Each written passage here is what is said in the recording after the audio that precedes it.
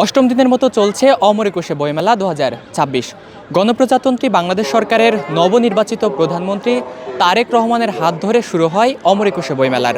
তবে মেলার অষ্টম দিন চললেও ক্রেতা সমাগম খুবই কম। বিক্রেতারা বলছে পবিত্র মাহে রমজানকে কেন্দ্র করে মূলত ক্রেতা সমাগম কম ঘটেছে। তবে দিন বাড়ার সাথে সাথে ব্যবসায়ীরা আশাবাদী ক্রেতা সমাগম বাড়বে।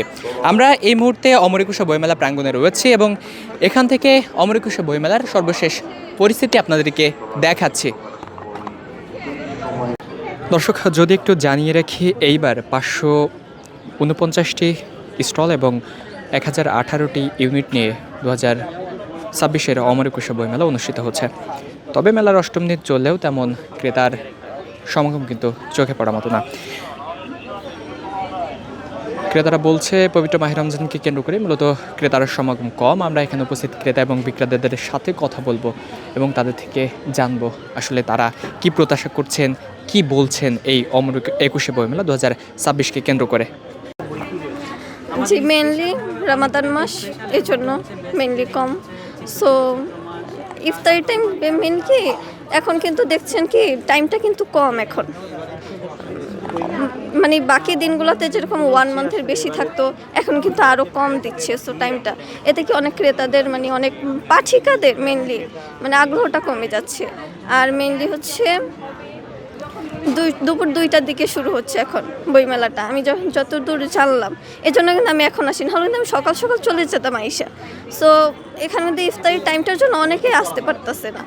এখন যদি সকাল থেকে দিত তাহলে একটা মেন মানে আসার একটা আগ্রহ থাকতো। এরকম অনেক সিচুয়েশন এরকম আছে যে সবাই হ্যান্ডেল করতে পারতেছে না টাইমটা। সো এরকম না, বই কিনা হয়নি এখনো। হ্যাঁ, একটা কেনা হচ্ছে, যে কথা অটোগ্রাফ নেওয়া হচ্ছে। সো একটা কেনা হচ্ছে এখন। অনেক ধরনের বই চাইলে সাথে সাথে বলাটা পসিবল হয় না। তাই?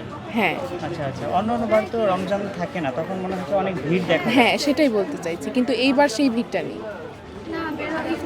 তাহলে কি রমজান ছাড়া হওয়াটাই ভালো? হ্যাঁ। আচ্ছা, এখনো তো বেশ কিছুদিন সময় বাকি রয়েছে, ক্রেতা সমাগম কি বাড়তে পারে? ক্রেতা সমাগম সেটা হতে পারে, বিশেষ করে ঈদকে সামনে রেখে অনেক। হ্যাঁ, কারণ আসলে আমাদের সমাজে সমস্ত কিছুই তো উৎসবের সঙ্গে অনেকটা জড়িত, তো সেই হিসেবে হচ্ছে তার সাথে এর সম্পর্ক থাকতে পারে। বিগত বছরের তুলনায় এবছর কতটুকু পরিবর্তন দেখছেন?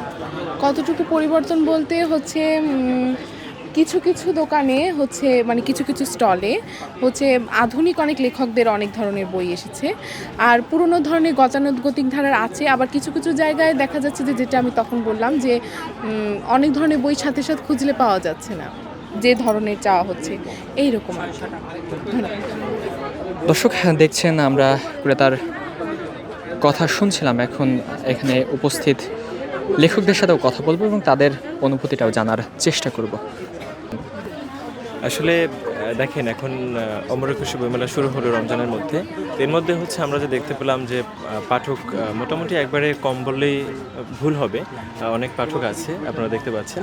তো সেক্ষেত্রে রমজানের মধ্যে খুব ভালোই চলছে। আসলে এই যে মোবাইল তাসের জমানায় হচ্ছে যে এত সুন্দরভাবে হচ্ছে পাঠকরা আসছে, বই দেখছে, প্রজাপতির মতো উড়ে উড়ে তারা বইয়ে ঘ্রাণ নিচ্ছে, আসলে খুবই ভালো প্রত্যাশিত এবং বইমেলার শেষের দিকে আরও ভালো হবে ইনশাল্লাহ।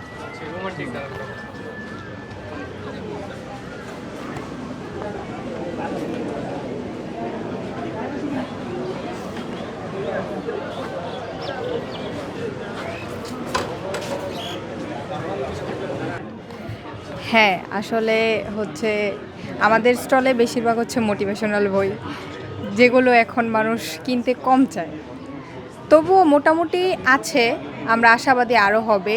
আর প্রথম 2-1 দিন যেরকম গিয়েছিল তার থেকে ভালো হচ্ছে, আমরা আশাবাদী যে আরও ভালো হবে।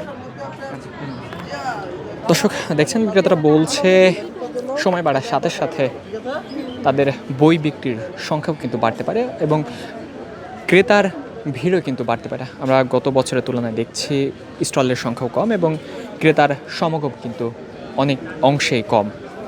কি বলবেন?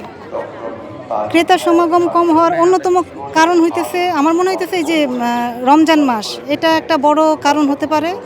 আর প্রথম দিকে এমনিতেও কিন্তু বরাবরই একটু সমাগমটা কমই থাকে। যত মেলা আগাবে তত লোকজন হয়তো ভিড়ভাড়টা একটু বাড়তে পারে বা বেচাকিনি যেটা ওনাদের সেটাও বাড়তে পারে। তবে আমার মনে হয় যে রমজানে মেলাটা শুরু না করে ঈদের পরে করলে হয়তো আরও ক্রেতা সমাগমের সংখ্যাটা বেশি হতো। এইটাই মনে হইতেছে আমার কাছে।